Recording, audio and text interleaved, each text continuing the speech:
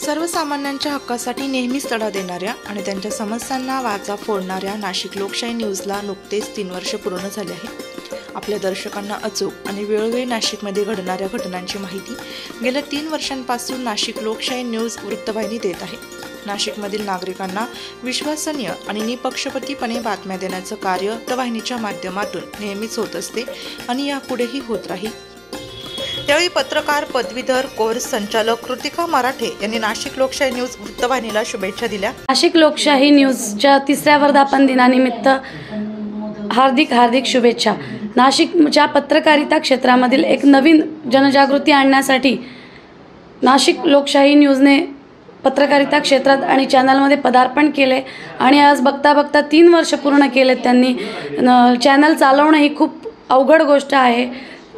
पूर्ण लचके परिवारांनी त्यामध्ये समावेश केला असल्यामुळे हे त्यांना शक्य आहे। असंच एकमेकांसोबत राहा आणि असे चॅनलला 50-100 वर्ष पूर्ण हो ही माझी सदिच्छा।